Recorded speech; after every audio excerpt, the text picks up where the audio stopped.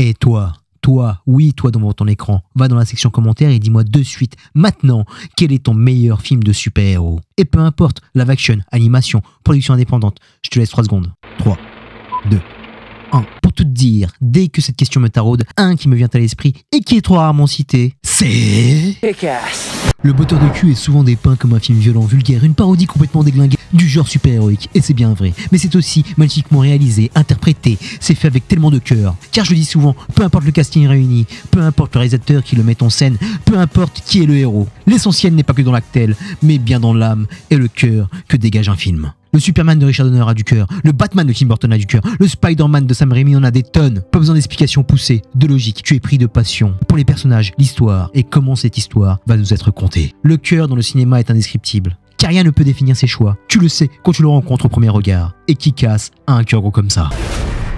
Oh yeah. Kick-Ass est un film basé sur le comics éponyme de Mark Millar et de John Romita Jr. Celui-ci a utilisé un langage méta bien avant Deadpool. C'était lui aussi un low budget movie. Stop! Kick-Ass est un film de sup qui lâche des fucks, qui brise au 4e mur, bien avant que c'était trop cool de briser le 4e mur. Now, where to begin?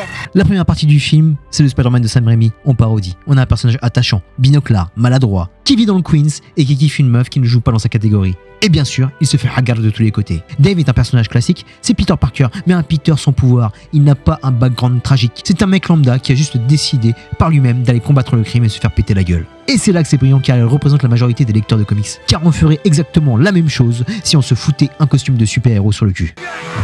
Oh no, I'm just standing around, you know. No, not. Et avec tout ce que je viens d'énumérer, on est de suite investi dans le personnage. Peu importe l'humour gras, les situations absurdes, le botteur de cul débutant va réagir sur nous. Et on aura une énorme suspension d'incrédulité par rapport à tout ce qui va lui arriver et l'univers dans lequel il se débat. Everyone can kind of relate to him, you know, dressing up. It's not like he dresses up as a superhero and then suddenly he's got these powers and stuff, you know, he's hasn't got any skill.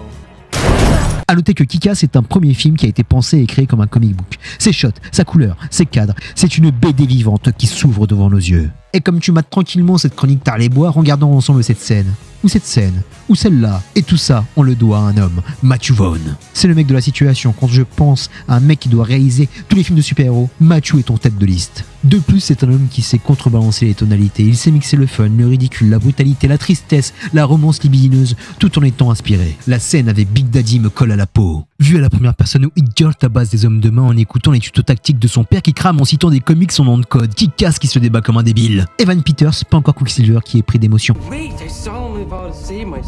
Et cette scène qui voit un père mourir et qui lutte de toutes ses forces pour dire au revoir à sa fille unique avant de rendre son dernier souffle.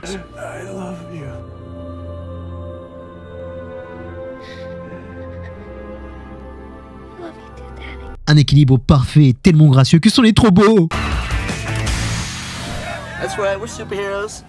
Ce film est magique car tout fonctionne et ne tombe jamais dans le ridicule. C'est un tour de force de la part de Vaughn. Sans un cinéaste solide à la barre, ce film n'aurait jamais touché son public et se serait vautré comme sa suite. Bien sûr, mon avis est subjectif, mais ce film a réussi à créer son moment charnière, le moment pivot, comme ses aînés l'ont fait auparavant. Dans Spider-Man, il y avait cette scène-là. Dans Superman, c'était celle-là. Ils n'ont rien fait de nouveau, ils y ont mis juste les ingrédients qui nous font tellement kiffer les films de super-héros en costume moulant. Kick-Ass est un véritable film de cinéma jamais mis dans les top films du genre, mais il y a totalement sa place. C'est une lettre d'amour au comic book, une superbe métaphore de ce dernier. Une histoire de personnages plus fucked up les uns que les autres qui tentent de rétablir la justice. De nos jours, on a des films de super-héros tous les 2 mois. Le genre arrive à saturation. Donc si tu en as marre de voir ces films sans âme, qui sont juste là pour teaser leur suite, fonce voir et revoir Kick-Ass et kiffe un maximum mon Sahabi des bois.